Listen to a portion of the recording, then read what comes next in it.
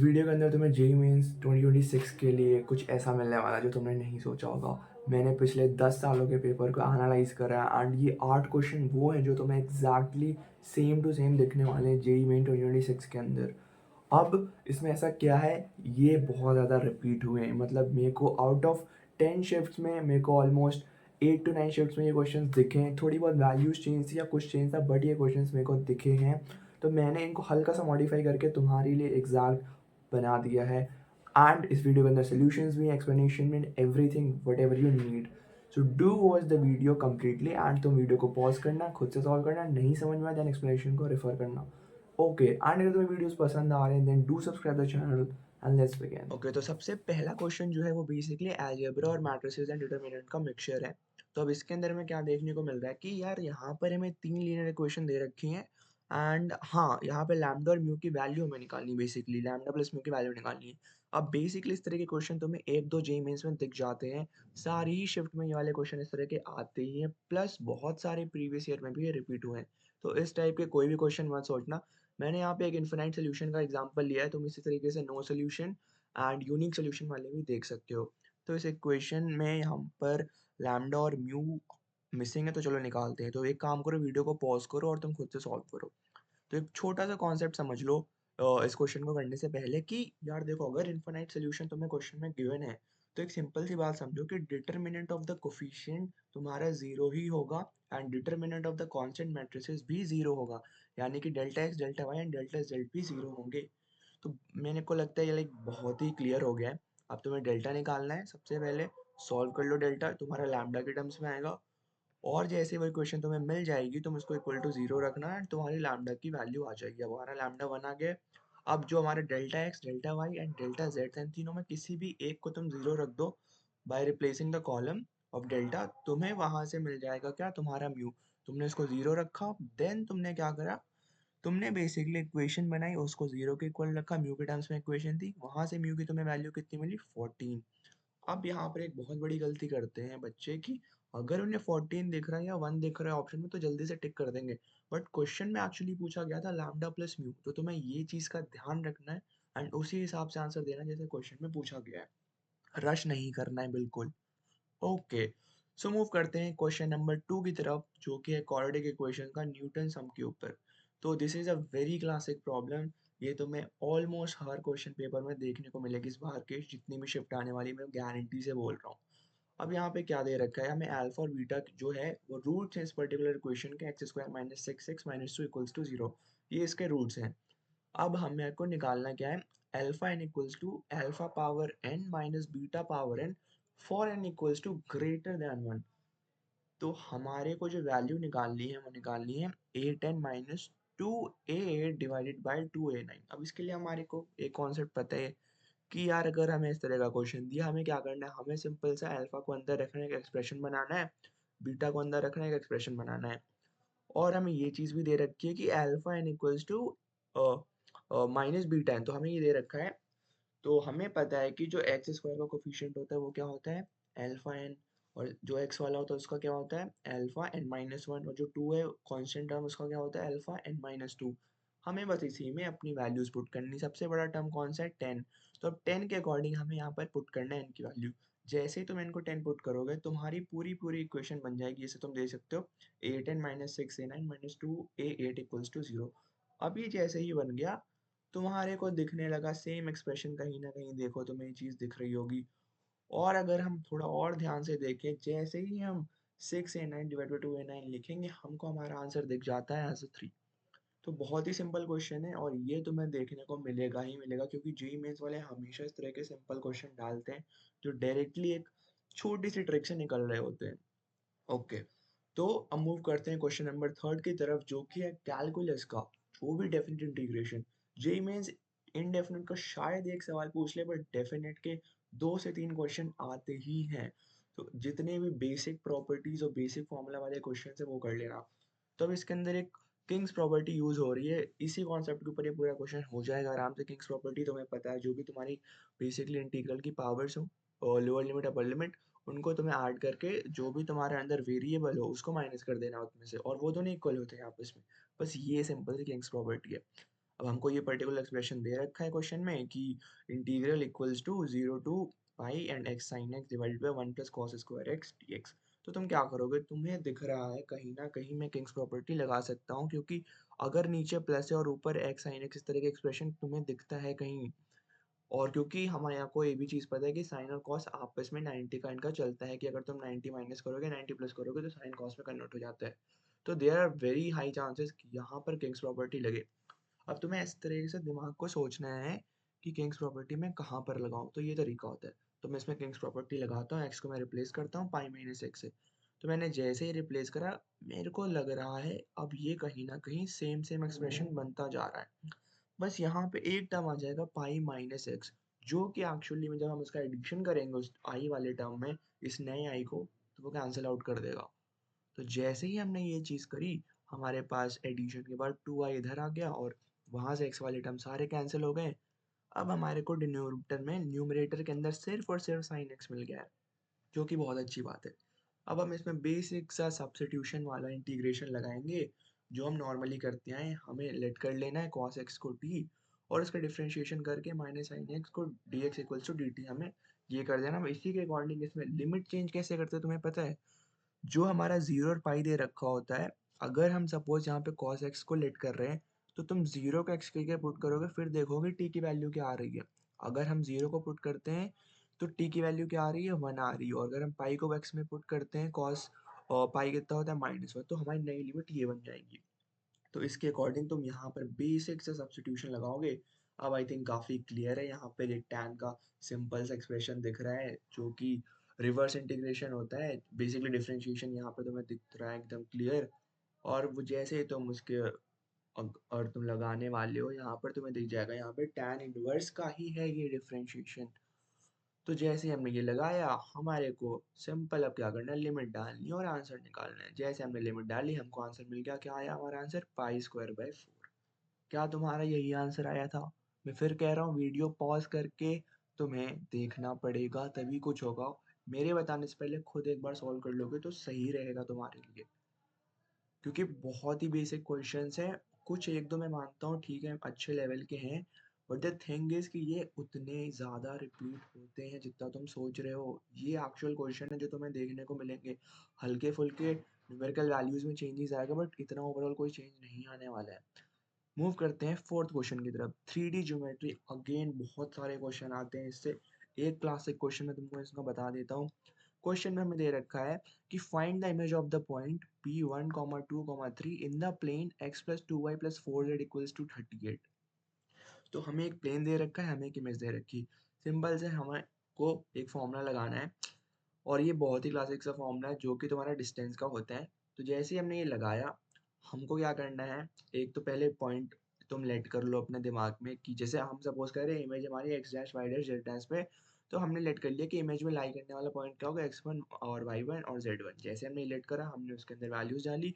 Formula हमें पता है क्या होता है, और ये वाला एक्सप्रेशन बेसिकली इक्वल होगा -2ax1 plus by1 plus cz1 plus d divided by a square plus b square plus c square. अब यहाँ पर जो उधर राइट हैंड साइड, वहाँ पर x1 y1 z1 ही रखना है, क्योंकि ये पॉइंट्स इमेज के ऊपर लाई करते हैं। और अब ये पॉइंट्स निकालने का सिंपल सा तरीका क्या है, अब तुम्हें कोई भी यहाँ पर जैसे हमें दे रखा है find the image of the point P in the plane this. अगर यहाँ पे हमें पहले से ही दे रखा है 1 2 3 इस पे लाई कर, तो इसको सेटिस्फाई भी करेंगे। और वही हमारा एक्चुअल पॉइंट है x1 y1 और z1। और हमको दे रखा है जो प्लेन है वो है x प्लस 2y प्लस 4 -38। इसको लेफ्ट हैंड साइड ले आओ, इक्वल टू 0 रख दो। अब तुम्हें क्या करना है, अब तुम्हें यहाँ पर बस एक्स वाई जेड की वैल्यूज अंदर डालनी है।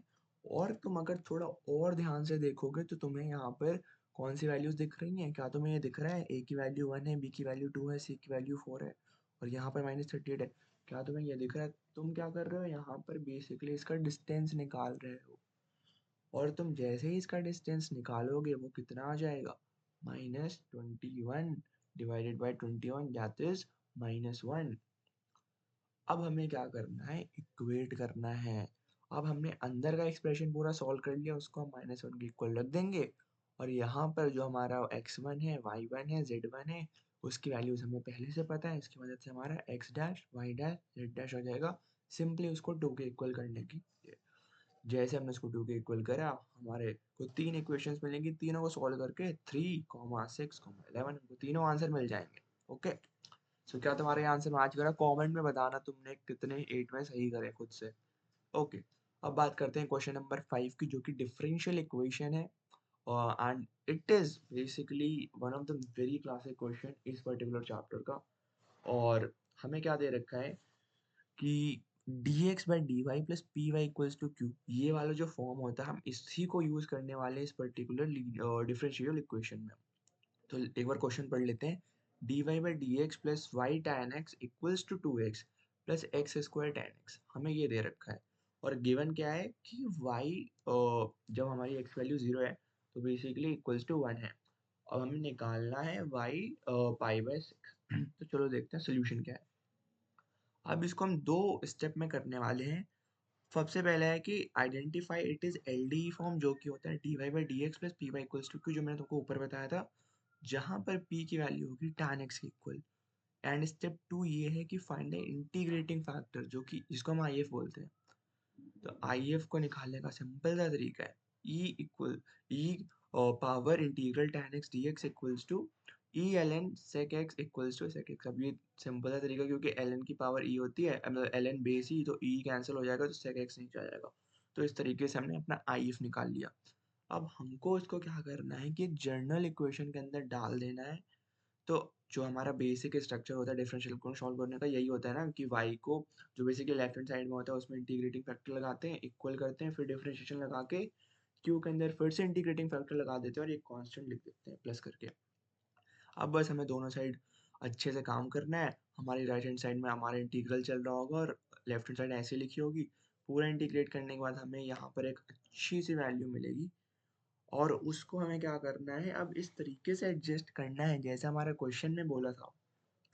और जैसे ही तुम उसको देखो बेसिकली तुम्हें इसको एडजस्ट करना है अकॉर्डिंग टू क्वेश्चन, वहाँ से तुमको तुम्हारी x की वैल्यू मिल जाएगी। और जब तुम्हारे पास एक जनरल इक्वेशन आ जाएगी तो जो भी क्वेश्चन ने पूछा है वो वैल्यू तुम जब पुट करोगे तुमको फाइनल रिजल्ट मिल जाएगा। इसको तुम करके देखना, सोल्यूशन तुम्हारी स्क्रीन में एक बार खुद से करके देना, बताना कि क्या ये तुमसे हो गया। अब फटाफट वाइंड अप करते हैं, 3 क्वेश्चन बचे हैं। अब बात करते हैं टॉपिक 6 की, जो कि बाइनोमियल थ्योरम है। ये रिमाइंडर वाले क्वेश्चन एक मैं गारंटी से बोल सकता हूँ, इसके 2-3 वेरिएशन होते हैं। अगर तुम्हें डिटेल वीडियो चाहिए इस पर्टिकुलर टॉपिक में, अगर तुम कंफ्यूज हो तो मेरे को कमेंट में बताना।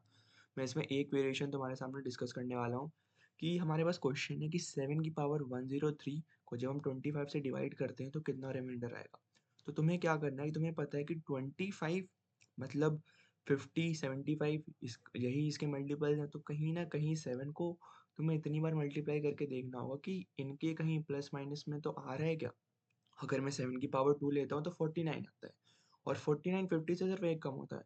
तो मेरे को दिख गया कि यार कहीं ना कहीं 7 की पावर 2 का ही कुछ यहाँ पे सीन होने वाला है। तो मैंने जो 103 था उसको दो पार्ट में स्प्लिट कर दिया और 7 की पावर 2 लिख दिया। अब जब मैंने ये लिखा तो मैंने क्या करा कि मैंने 49 लिख दिया उसकी जगह और अलग कर दिया, 7 को एक बाहर कर दिया। और ऊपर मैंने पावर मतलब जो मेन पावर है पूरी उसको मैं उसी के अंडर लिखूंगा जहां पर मैं उसको स्प्लिट कर रहा हूँ, टुकड़ों में तोड़ रहा हूँ। तो 49 को मैं क्या लिख सकता हूँ, 50 - 1। अब तुम 7 को थोड़ा अलग कर दो, अब तुम सिर्फ पूरा ध्यान इस एक्सप्रेशन में दो। 50 - 1 की पावर 51।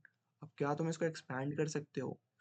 अगर तुम इसको एक्सपैंड कर सकते हो तो तुम्हें ये भी पता चलेगा कि एक टर्म बनता रहेगा 49 वाला, जो कि 7 का ही सीन है उसके अंदर। और दूसरा टर्म कौन सा बनेगा, 50 का। और 50 क्या होता है, डिवाइड बाय होता है 25 का मल्टीपल होता है, तो वो टर्म कटता जाएगा। तो सिर्फ पूरे की पूरे एक्सपेंशन में सिर्फ एक टर्म बचेगा, जो कि 50 जिसके अंदर मतलब नहीं होगा तो डिवाइड नहीं हो पाएगा। तो हमको उसी टर्म को सिर्फ लेना है और वहीं पर पूरा काम करना है। अब वो हम कैसे करने वाले हैं? अब उसके लिए यार तुम्हें एक सिंपल सा कॉन्सेप्ट पता होना चाहिए कि जब तुम इस पूरी चीज़ को जब तुम सॉर्ट आउट कर लोगे तो वहाँ पास फाइनल टर्म क्या बचेगा, 50 - 1। ये वो टर्म है जहाँ पर एक्सपेंशन के बाद भी वो 25 को कैंसिल आउट नहीं कर पाया। अब हमें क्या करना है, multiply by the outside 7 term. अगर तुम्हें याद हो हमने एक 7 बाहर निकाला था, हम उसको मल्टीप्लाई करेंगे अंदर। अब हमारी इक्वेशन क्या बनी, 350k - 7। अब हमारे पास जो 350k है वो डिविजिबल बाय 25 होगा, but we need remainder of -7। तो हमें क्या करना पड़ेगा, कन्वर्ट करना पड़ेगा जो हमारा नेगेटिव रिमाइंडर है उसको पॉजिटिव में। तो -7 में हम क्या करते हैं, अगर हमारा नेगेटिव रिमाइंडर आ रहा होता है तो जो नीचे वाला हमारा जिससे डिवाइड कर रहे होते हैं तो उसको बस एक बार उसमें ऐड कर देते हैं, और जैसे ही तुम ऐड करोगे वो 18 हो जाएगा। मैं एक बार दोबारा समझा देता हूँ। जो 350k -7 था उसमें तुम देख रहे होगे कि जो 350 वाला टर्म था वो तो 25 से डिविजिबल था, तो वो तो कैंसिल आउट हो गया, बट -7 वाज द रिमाइंडर। तो -7 हमारा नेगेटिव है, लेकिन हमें क्या चाहिए होता है, आंसर में से जो रिमाइंडर का होता है वो पॉजिटिव होता है, तो इसलिए हमें 25 ऐड करना पड़ेगा। ओके, सो क्वेश्चन नंबर 7 देखते हैं, जो कि टेलीस्कोपिक सन है। ये भी एक ऐसा क्वेश्चन है जो तुम्हें पेपर में एक बार जरूर देखने को मिलेगा मैथ्स के जेईई मेंस के अंदर। अब तुम्हें क्वेश्चन में दे रखा है ये सिग्मा 1 डिवाइडेड बाय के प्लस 1 तो हमें ये दे रखा है, और हमें निकालना क्या है, सम ऑफ द सीरीज निकालना है 1 से n तक। कुछ नहीं करना है, सिंपल सी बात है।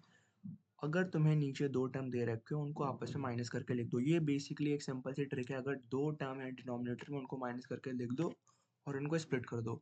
जैसे मैंने यहाँ पर करा 1/k माइनस 1/k प्लस 1। जैसे ही मैंने स्प्लिट कर दिया, मेरे को यहाँ पर एक बहुत अच्छा सा एक्सप्रेशन दिख गया T1 T2 के फॉर्म में। अब मेरे 2 टर्म है, जैसे मान लो Tn Tn माइनस 1। अब एक जनरल मेरे को इक्वेशन मिल गई, अब मैं यही अगर लगाता जाऊँगा तो एक पूरी सीरीज बन जाएगी, और उसमें अगर तुम थोड़ा सा दिमाग लगाओगे तो एक टर्म बार बार कैंसिल हो जाएगा, तो सारे के सारे टर्म्स कट जाएंगे, सिर्फ एक टर्म बचेगा जो कि 1/n माइनस 1/n प्लस 1 है। तो सिर्फ इतना टर्म बचेगा, हमें उसी की वैल्यू निकालनी थी। हमारा आंसर क्या आ गया, n divide by n plus 1। तो मूव करते हैं अपने फाइनल क्वेश्चन की तरफ, जो कि एक बहुत बड़े मैथ्स के सेगमेंट से है, कोऑर्डिनेट ज्योमेट्री। लाइक मेरे को पता है ये बहुत सारे लोगों का नाइटमेयर होगा, बट एक्चुअली कोऑर्डिनेट ज्योमेट्री का वेटेज भी बहुत ज़्यादा है। तो हम यहाँ पर एक क्लासिक क्वेश्चन सर्कल्स का डिस्कस कर रहे होंगे कि सबसे पहले क्वेश्चन पढ़ते हैं, ठीक है। If the line 3x plus 4y equals to k touches the circle x square plus y square minus 2x minus 4y plus 4 equals to 0, find the value of k। अब हमें क्या दे रखा है, ये जो लाइन है सर्कल को टच कर रही है। अगर सर्कल को टच कर रही है तो इसका क्या मतलब है, ये हमको यहाँ पर बस सेंटर से अगर हम उस लाइन का डिस्टेंस निकाल दे, पहले तो हमें पता करना पड़ेगा किस पॉइंट पे टच कर रही है। अगर हमें वो पता चल गया, तो अगर हम सर्कल से इस लाइन के ऊपर परपेंडिकुलर डिस्टेंस निकाल दे इसके सेंटर से सर्कल के, तो हमें क्या मिलेगा, रेडियस। अगर हम इसको रेडियस के इक्वल पुट करके हम इसको अगर सॉल्व कर लेते हैं तो हमको हमारा डिजायर वैल्यू मिल जाएगा, जो कि k है। कुछ नहीं करना है, सेंटर हमें पता है क्या है, हमारे सेंटर 1 और 2, उससे हम लाइन का परपेंडिकुलर डिस्टेंस निकालते हैं, उसको रेडियस के इक्वल पुट करते हैं। रेडियस क्या है, 1। जैसे ही तुम पुट करोगे तुम्हें यहाँ पर k की वैल्यू दिख जाएगी। अब यहाँ पर देखो, जब k एक मॉड्यूलस के अंदर होगा तो तुमको 2 वैल्यू मिलेगी, क्योंकि तुम ऑफ कोर्स इसको 2 पार्ट में प्लस माइनस में स्प्लिट करके करोगे। तो तुम्हारा फाइनल आंसर होगा 6, दोनों ही आंसर है। ऑप्शन में तुम्हें एक भी दिख सकता है, दोनों भी दिख सकते हैं। मोस्टली तुम्हें दोनों नहीं देगा, कोई एक ही देगा ऑप्शन में, तो तुम टिक कर देना वही। सो यही है तुम्हारा 8 ऐसे क्वेश्चन मैथमेटिक्स के जो तुम कर लेना। एंड ऑल्सो यहाँ पर वीडियो खत्म हो रहा है, बट डू रिमेम्बर, क्वेश्चंस ऐसे आ सकते हैं, इनसे थोड़े डिफरेंट भी आ सकते हैं सेम कॉन्सेप्ट के। बट मैं कहना ये चाहता हूँ कि बेसिकली फॉर्मूलाज पर फोकस करो जी मीन्स के टाइम, बेसिक फॉर्मूलाज और 2-3 फॉर्मूला का मिक्सचर करके जो क्वेश्चन बनता है वो। So that's all guys, thank you. अगर तुम्हें वीडियो अच्छा लगे तो do like the video and subscribe the channel.